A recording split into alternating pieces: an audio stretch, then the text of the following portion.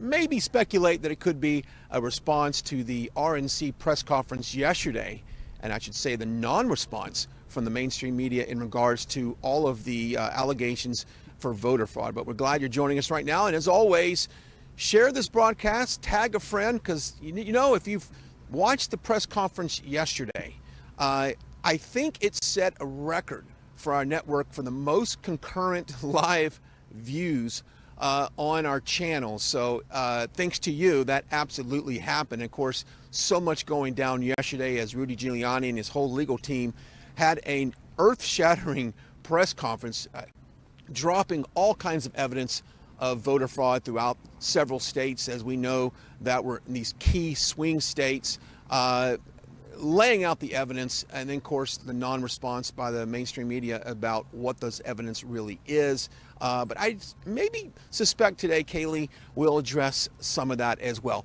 On the schedule earlier, or later today rather, at 2:30 is a press conference by President Trump called for his plan for prescription drugs and his plan to lower prescription drugs for seniors. And of course, this has been one of his campaign pledges since day one, to make more affordable drugs for seniors. And of course, he's got a two-phase plan for that. But let me step aside and let you take a look at what we're standing in front of. Of course, this is the White House. It's a beautiful day today, and the press conference was scheduled to start at noon. Now, we've seen obviously a lot of things that don't start as planned, but they is slated to start at noon. So we'll keep you. We got a split screen up, so as soon as the president or Kayleigh or somebody walks out to kick this thing off, we will cut to that directly. I also want to remind you, tomorrow we are off. We'll be in Atlanta tonight to cover two rallies tomorrow, one of which is the Stop the Steal scheduled there in Atlanta, and then also a walk away rally. And if you remember last week or earlier in the week, well, it seems like the last Saturday, seems like the days really get mixed together. Last Saturday, we were live covering that as well. Brandon Strzok for his movement walk away. So we'll be down there. We got two rallies for tomorrow. Please join us for those. You just absolutely never know what's going to happen there. And of course, we have been the leader for all live events that's anything to do with Trump, his administration, the Republicans, conservative movement. And we want to thank you, the viewer, because of you, we're setting these records. Because of you, we're able to bring you all this content. And I want to remind you, we are solely funded by viewers like yourself. So if you'd like to donate and get engaged in what we're doing, go to rsbnetwork.com/donate, rsbnetwork.com/donate, and we appreciate anything that you can do today, because we have really shifted gears here in Washington. We have two offices here now that we are working out of. We continue to get these pressers and all the events related to the election. We're on it. We have a team here in D.C. and Liz Willis is on her way here. She will join me here in a few minutes. But we want to bring you all these coverage, and we can only do it by viewer support like yourself. So please go to rsbnetwork.com/donate for more information on how to get involved. And when Liz gets here, we'll talk more about our partner for tomorrow. And of course, our partner always, it seems like, is MyPillow. And I absolutely love MyPillow. I have been on the basically the campaign trail for months now, and MyPillow is about the only thing that gets me through a good night's sleep. I absolutely love it, and we've got some special promo codes for you as well to save big time on that. So Mike Lindell, I know he watches this. I know the president watches us as well. We want to say thank you for your support, Mike, and thank you for the support of our president. Setting the scene here, we are live here in front of the White House waiting for the press conference today that was just called about an hour ago. Little do we know about the actual why the press conference has been called.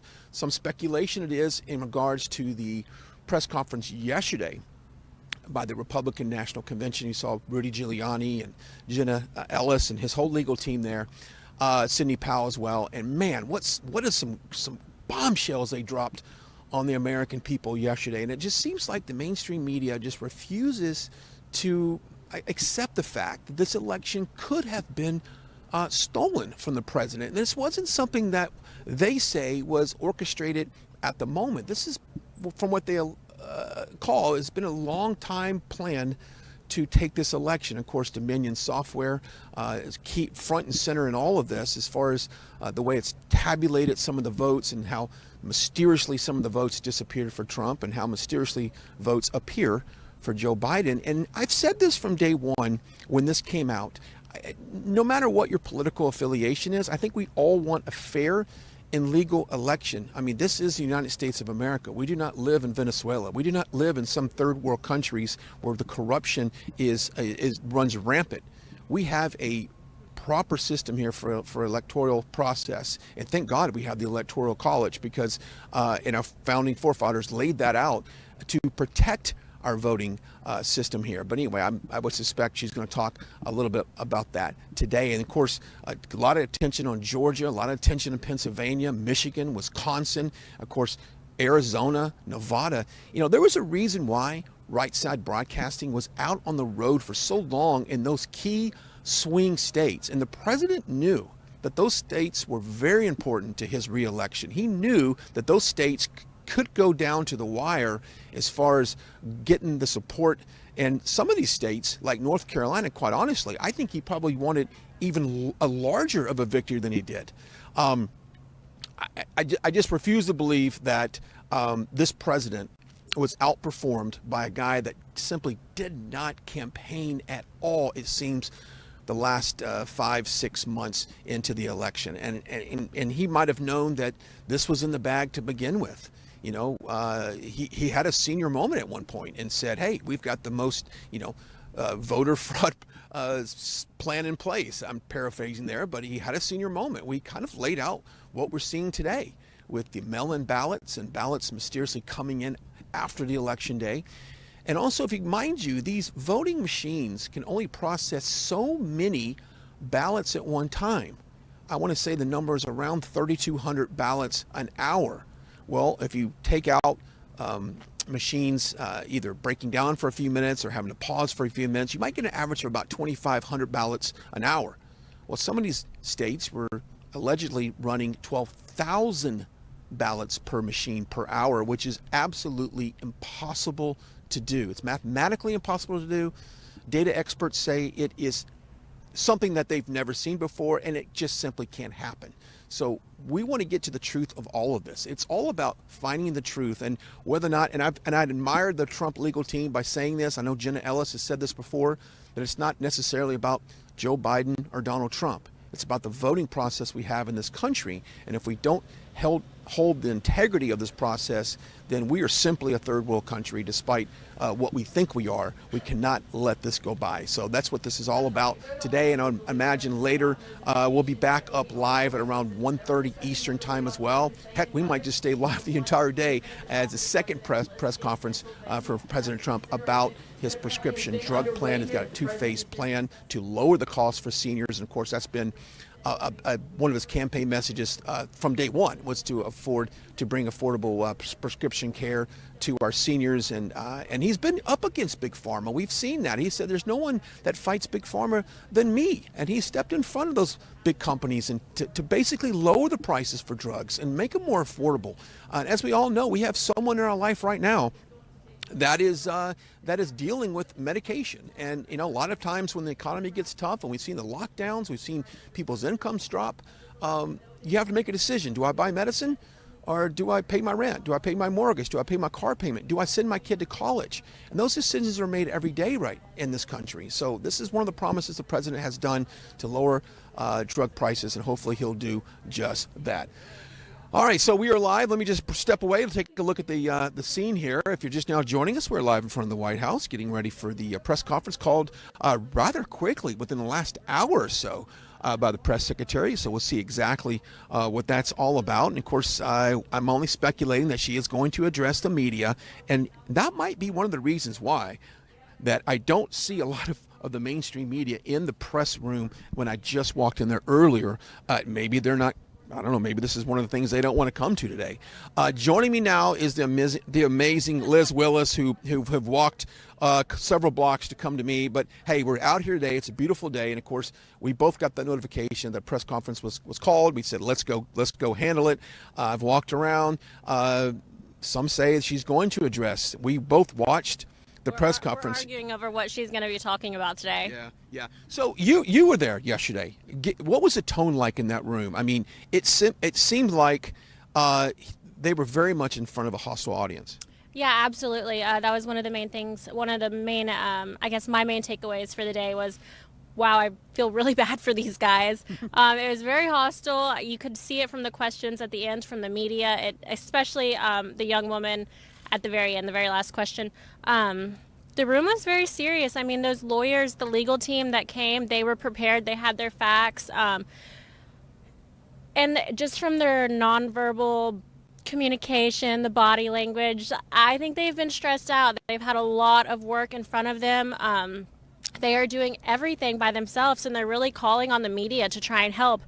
They think it's ridiculous that they're having to do all of this because at the end of the day, it's an investigative journalist's job to be helping them. Generally, they'd be digging for these cases, finding their own affidavits essentially, and finding these witnesses to come forward. But at this point, it's the entire burden of proof is lying on those 5 men and women that were in that room yesterday. You're absolutely right. And I've said this before.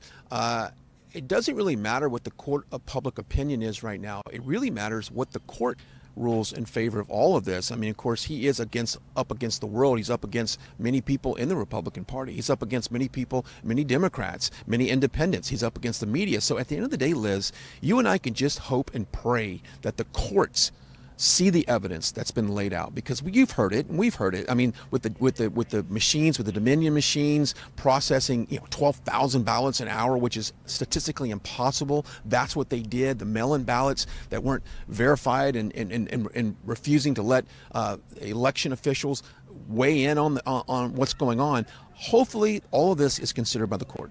Yeah, absolutely. I think another great topic that we learned yesterday, I'm not sure if everyone was able to watch the whole thing, but was Miss Powell. When she spoke, she said the Democrats had a great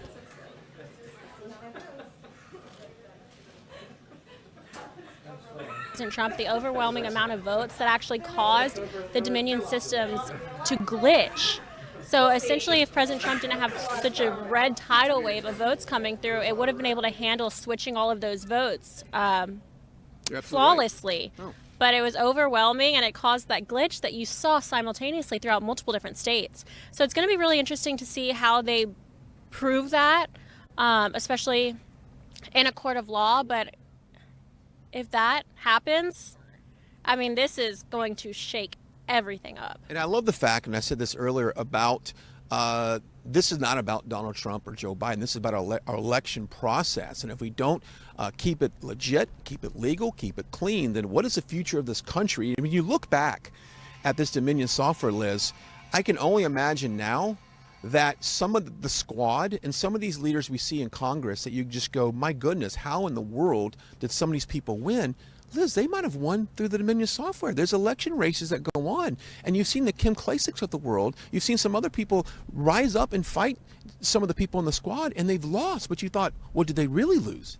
No, absolutely, especially when he's talking about us using the same voting software as Venezuela. Yeah. I mean, that in itself should tell you that we don't need to be doing anything the same way as Venezuela. Horrible system to model after. But we also have a 2-minute warning right now for Kayleigh McEnany's press briefing today. First one she's given in a while. So we're really anxious to hear what she has to say. Before she takes the stage, I want all of you guys to remember to check out mypillow.com. As you see, we're in DC now. It's not cheap, but we are doing everything in our power to bring you the news, to cover these events like this, and Mike Lindell and MyPillow has really made that happen. Also, you guys have made that happen with your donations, your continued love and support. So we fought hard to get you a code. You can use code RSBN, super easy, 4 letters, RSBN, at mypillow.com for up to 66% off your entire order. This is huge, you guys. Mike Lindell is a avid patriot supporter of President Trump, and he loves our audience. He loves RSBN. It's the feelings mutual. Check them out. They have my pillows. Of course, there's memory foam mattress topper, dog beds, towels, robes, you name it. They literally have so much. The website's incredible. You can get all of your Christmas shopping done right there. Code RSBN. You are supporting so many patriots and getting your Christmas shopping done at the same time. So check them out. www.. Good afternoon, everyone. The beginning of the end of the pandemic started with the leadership of President Trump. In recent days, Pfizer and Moderna reported the highly successful results of their vaccine development, each achieving a COVID vaccine that is over 90% effective. We know Moderna is 94.5% effective, Pfizer 95%. That is extraordinary. In July, the Trump administration, as part of Operation Warp Speed, agreed to provide Pfizer with $1.95 billion to manufacture and distribute their COVID vaccine, allowing this vaccine to be provided free for the American people. While Democrats were pursuing a highly divisive and entirely baseless impeachment endeavor as far back as January 13th, this president, the Trump administration, and the National Institute of Health was partnering with Moderna and working on this vaccine for the American people. But that's not all. This administration has remained engaged on the development and distribution of a safe and effective vaccine throughout the year. Began in January and continued thereafter. On May 15th, Operation Warp Speed was launched. On September 16th, we released 2 documents outlining a strategy to deliver a safe and effective vaccine. These documents were the strategic distribution overview and the interim playbook for state, tribal, territorial, and local health programs and partners. On September 23rd, we provided $200 million to jurisdictions to support plans for eventual distribution. On October 14th, we provided $31 million to Sitvia for vaccine-related consumable products. On October 16th, we made agreements with CVS and Walgreens to administer vaccines to residents of long-term care facilities. On October 21st, under the PrEP Act, we issued guidance authorizing qualified pharmacy technicians to administer the vaccine. On October 30th, we announced that McKesson Corporation will produce, store, and distribute vaccine ancillary supply kits on behalf of the Strategic National Stockpile to help healthcare workers who will administer the vaccines. And on November 12th, we announced the partnership with large chain pharmacies and independent regional ones to deliver safe and effective vaccines. The unprecedented response to this pandemic has already saved many American lives. And as you can see, this timeline was ongoing. This was a long process and one that we are very proud of. Now, with multiple safe and effective vaccines just around the corner, we urge all Americans to wash your hands, socially distance, wear a mask when you cannot do so. And with that, I'll take questions. Kevin. Kayleigh, thanks. I'm going to ask you a question that I'm asked fairly often away from the White House, and that is with respect to what Rudy Giuliani and the legal team on the campaign side had to say yesterday. People asked, let's suggest that, yes, there is evidence of fraud, irregularities, even malicious intent with respect to vote totals. The question is, what then would be the pathway or strategy to overturn what the campaign believes is a flawed election? Are we talking about a judicial pathway? Are we talking about a legislative pathway? And a follow-up, how soon might Americans be able to get their hands on a COVID vaccine? Yes, so to your first point, I would say this. There's been multiple pieces of litigation filed across the country by various individuals, the campaign and others. I will leave it to the campaign to make those determinations as to how to proceed. But the president's been very clear. He wants every legal vote to be counted and to make sure no illegal votes are counted. But with regard to a vaccine, we believe that there will be 40 million doses available by the end of the year. Again, this is extraordinary.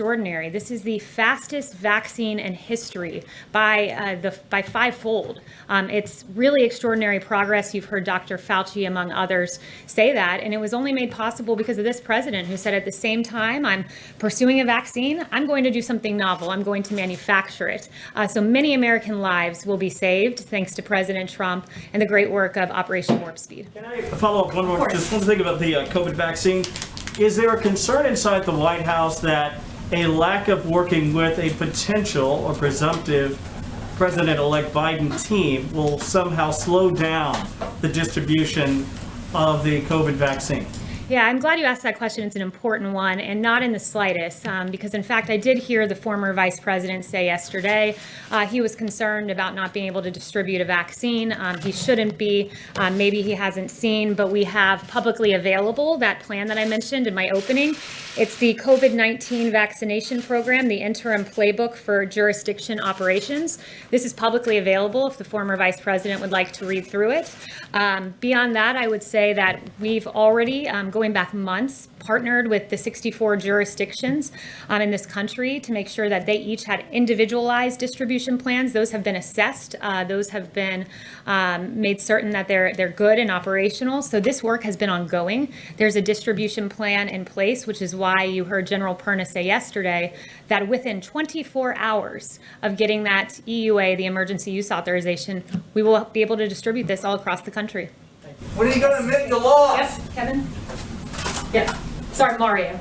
Okay. Thanks, Kayleigh. What is the president planning to discuss this afternoon with the two Michigan lawmakers? And will he ask them to have the state legislature appoint electors who will support his reelection? What's the nature of that meeting? So he will be meeting later on. This is not an advocacy meeting. There will be no one from the campaign there. He routinely meets with lawmakers from all across the country. When will you admit you lost the election? Kayleigh, at what point does the president concede the race and allow for a proper transition to the Biden team? So right now there's ongoing litigation. There are, what we know, 74 million Americans that voted for this president. That's more votes than any president has gotten in history. It's really extraordinary. And there are very real claims out there that the campaign is pursuing. 234 pages of affidavits publicly available in one county alone. That's Wayne County, and 2 individuals on the canvassing board there that have declined to certify. So these are real claims. These individuals deserve to be heard. This was a system that had never been tried in American history, mass mail-out voting. It's one that we have identified as being particularly prone to fraud, so those claims deserve to be pursued.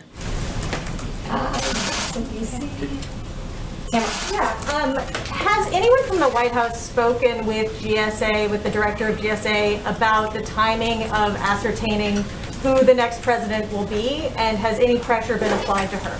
Absolutely not. GSA will make the determination of ascertainment at the right moment. Right now, there's a constitutional process that's being played out. There are questions being asked in court, but the GSA will determine when ascertainment is reached. Can I just ask one other question, which is Senator Lamar Alexander today has put out a statement encouraging the Trump administration, in the absence of ascertainment, to begin allowing the Biden team full access to everything they need for a transition, access to agencies, access to real-time data. What's the harm in doing that? So there's a Presidential Transition Act that determines exactly what an administration needs to do in advance of an election, and we have done everything statutorily required, and we will continue to do that. It's after the election now. Thank you. I have a question first, a follow-up on the transition. Has the president or anyone in the administration instructed officials not to engage or have conversations with members of the Biden transition team? No, I've certainly never been instructed that. I've never heard of an instruction to that end. Okay, and my second question is about COVID, because yesterday, a lot of what we heard from the doctors, they've been saying since the end of March. Back then, the projections were that 100,000 Americans would die. Now, as you know, we've surpassed that by 2.5 times. Did the administration fail to communicate how serious this threat was to the American people? Or how else do you explain what went wrong?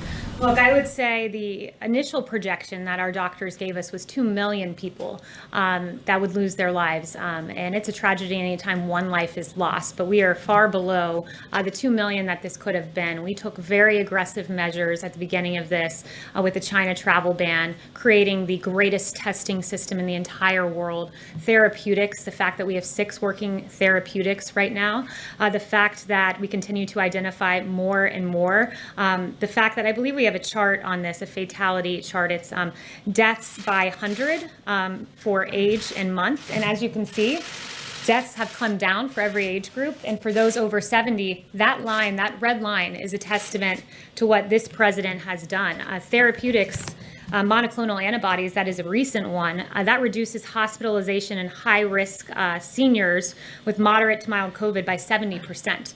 That's American ingenuity rising to the occasion, and President Trump oversaw all of this. But of course, we are seeing cases rise, and it's very important. Wash your hands, socially distance. We're taking this seriously. Do you think the mixed messaging contributed to that? Because just this week, for example, yesterday, Vice President Pence wanted to make clear that they supported state and local decision-making. Just 2 days ago, you called some of those state guidelines Orwellian. So how do you expect people to know what to do with all this mixed messaging? Well, two things can happen at once, and it's this: taking COVID seriously, engaging in aggressive mitigation, but also recognizing that the American people have certain freedoms. And it is, by definition, Orwellian for a state like Oregon to say, if you have more than 6 people in your family congregate in your home, we can jail you for 30 days. That's not the American way. The American people know the CDC recommendations, know the guidelines. We've been talking about this for 10 months, but the American people still have certain freedoms, still have autonomy, and still can make important self-responsibility decisions themselves. Yes, Deborah. Thank you, Kayleigh, and nice to see you. Good to see you. Last night, Tucker Carlson said that campaign attorney Sidney Powell had failed to provide evidence for her assertion about communist money in the 2020 election. And Byron York, another journalist who's been very fair to this White House, said that it was a turning point, Rudy Giuliani and the conduct at that press conference, where Republicans were feeling that that the legal maneuvers just aren't working. So did you all have a reaction to that when you saw that and read about it?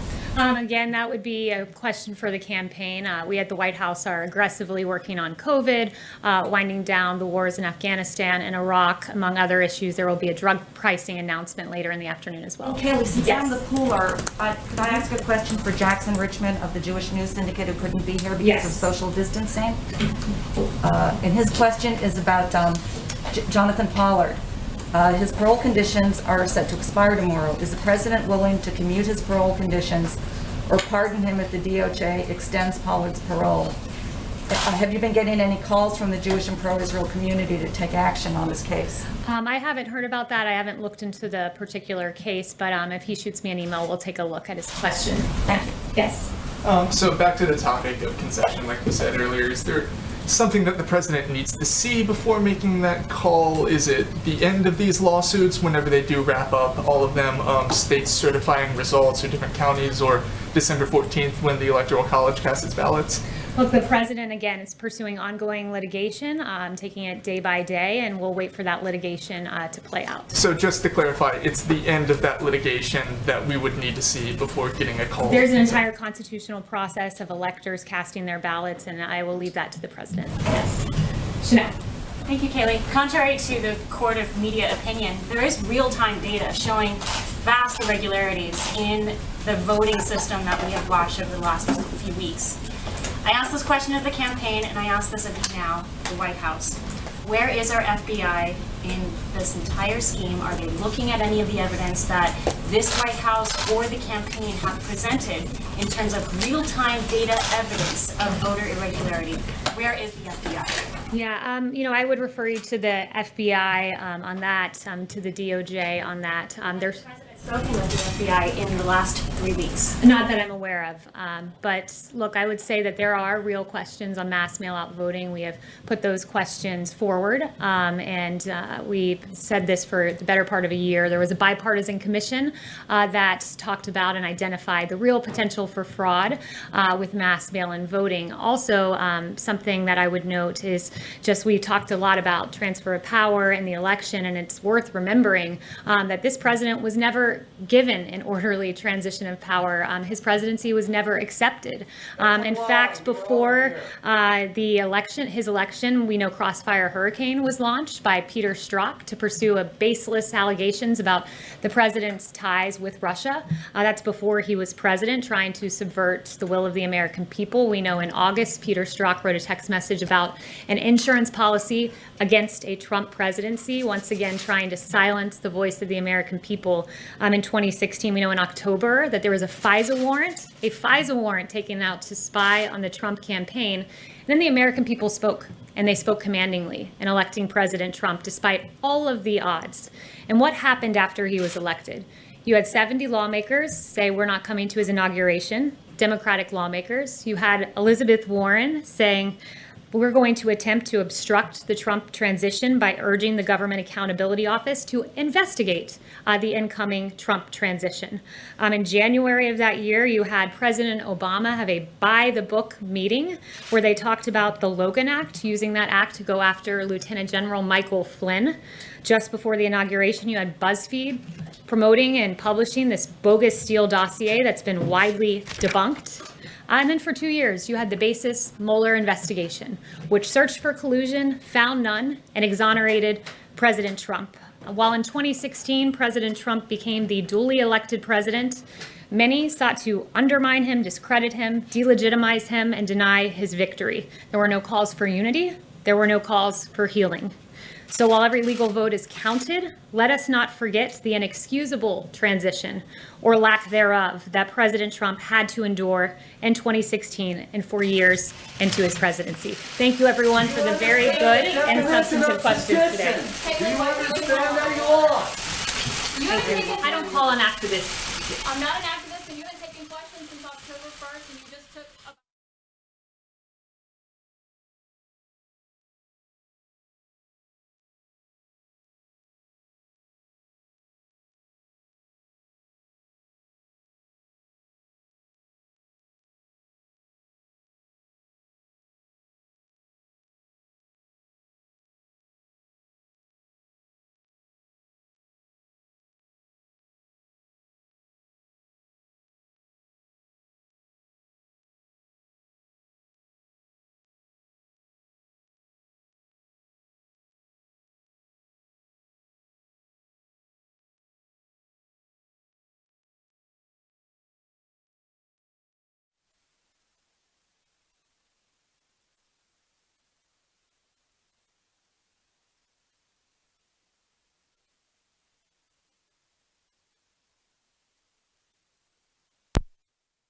and honored him, because if it would have came out just maybe 3 weeks earlier, before the election, that might have changed the tone of the election. That might even change the outcome at that point.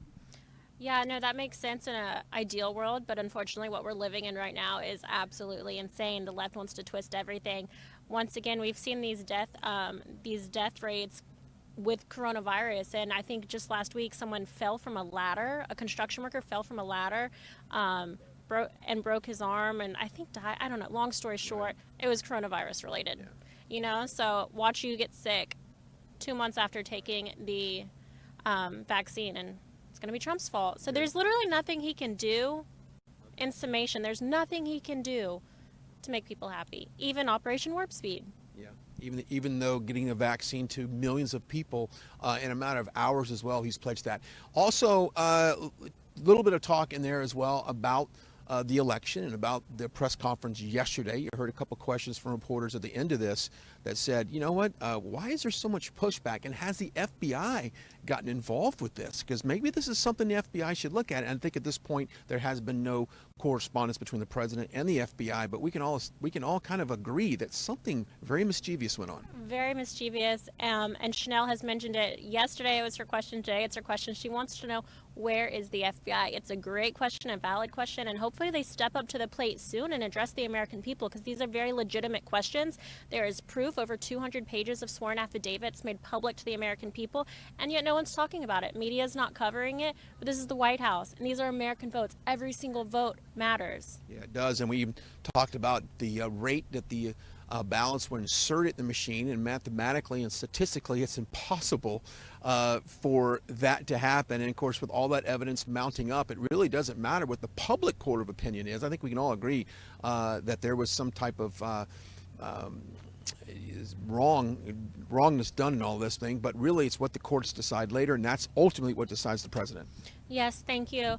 We also want to say thank you to MyPillow. I know you guys, you love hearing about it, but this was brought to you today by MyPillow, so check them out. That's www.mypillow.com. Mike Lindell has been an incredible partner to work with, as well as MyPillow. They are a Patriot-owned company. You can check out all of their products ranging from dog beds, memory foam mattress topper, Giza Dream Sheets, and so much more.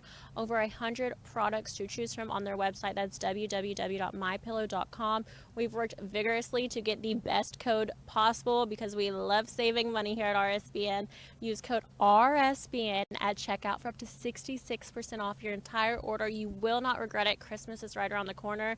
If you haven't already gotten all your shopping done, you need to do it now. There's so much online shopping because of this crazy virus going on, so make sure you get all of your ducks in a row before it's too late. MyPillow.com. Use code RSBN for up to 66% off your order. Absolutely. And of course, I saw a stat today that only like 2 million Americans plan on flying for Thanksgiving, right? So what leads me into it, how many people don't want to go travel to the store and shop? So going online to MyPillow.com, what a great way to pick up a great pillow, a great gift, and it's just a great thing for everybody. So we appreciate Mike Lindell joining us in a partnership and all of this. But we will be live tomorrow in Atlanta. There's actually 2 rallies there we'll be covering as well, so you can join us live as there on Facebook and YouTube as well. And of course, tag and share a friend. We don't really know exactly the format of this. This is kind of organically thrown together, so I can't stand here today and say that this is what you're going to see, because you never know what you're going to see at some of these rallies, the walk away. That's the truth. And Stop the Steal, right? So definitely stay tuned for that. And we're just happy to be able to provide all this content to you. And of course, you can always donate by rsbnnetwork.com/donate, rsbnnetwork.com/donate. It does take a lot of resources to keep all of us on the road because, you know, you've been traveling for 5 years probably consistently, right? It feels like forever, right? So we definitely appreciate all of our supporters as we've gone more to a news gathering content organization, which is great. I mean, we want to keep doing this. I know, Liz, you get flooded with messages of people saying thank you for what you're doing, and I do as well. And I'm kind of the new kid on the block. I'm the new old man. Yeah, but you stepped up to the plate real quick. I tried to, because I knew the importance of bringing all this information to you, and I was at one point on the other side of the fence here in my career, but I'm really happy to work for Right Side. And of course, if you want to follow me on all the platforms, please go ahead. Brian Glenn TV, Brian Glenn TV, BrianGlenn TV, across the board for all social media. Absolutely, and you're welcome to follow me too. In fact, please do. I'm at Liz Willis. That's LizWillis on Twitter. Follow me there. I think it's important to note one thing that we try to do on our social media platforms is to bring you the news about what's going on here in Washington, D.C. It seems as if, you know, we've seen it with President Trump having to bypass the mainstream media, but also when it's press briefings or like today's announcement of pharmaceutical drug prices dropping, it's a little difficult for the American people to know exactly what's going on and when to tune in and what's happening here at the White House. So we really want to make this as simplified as possible. We tweet out when these meetings are going to happen, so you have time to just jump on YouTube, see what's going on. Really, someone needs to do it, and it's crazy that it's not happening. You might get lucky if you tune into Fox at the right time and you catch a few seconds, but we bring these meetings and press briefings in their entirety, and that's something we take a lot of pride in here at RSBN. So you can follow RSBN on Twitter and Instagram as well. That's at RSB Network, and we're just very humbled to be here today, standing in front of the White House live in Washington, D.C. It's just beautiful. And of course, we'll be live again at around 1:30 to 2:30 as the prescription drug press conference will resume at that time. And this is one thing that the president has really pledged from day one, to lower prescription drug prices for seniors. I've got, you know, elderly parents. They rely on a lot of that stuff. And of course, with the economy due to COVID, a lot of people have lost a percentage of their income. So this is a very important moment in American history to make sure that our seniors get the drugs they want and they need at affordable prices. Absolutely.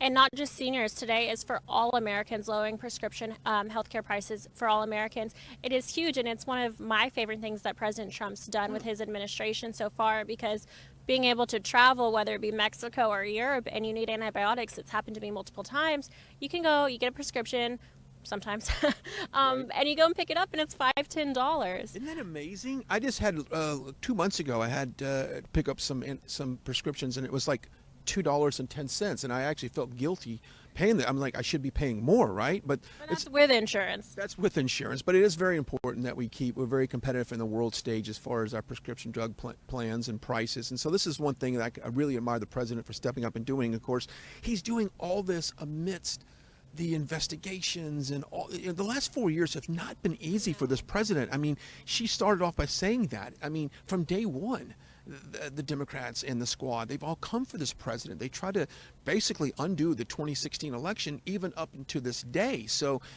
I just have so much admiration for this president and what he's done in the last 4 years. I'm trying to think in the past 4 years. We'll wrap up soon, but have you even noticed him taking a family vacation? I mean, I know he's golfed and gone to Mar-a-Lago, but I remember former President Barack Obama, he'd go to Hawaii. Yeah, that comes to mind. I can't think of anything off the top of my head. No, I don't either. He's a hardworking person, and I know people that work in his inner circle there, and he is the hardest working man they've ever come across. He is a businessman. He is a family man. He's a man of faith, and you know what?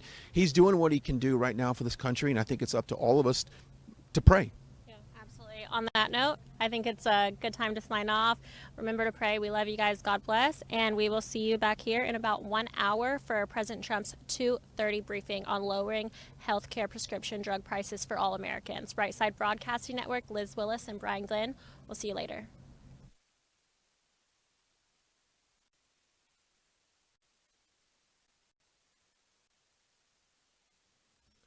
Okay, thank you, Liz, and thank you, Brian. We are going to be live back here in about an hour or so. President Trump will deliver remarks, I believe, from the Rose Garden.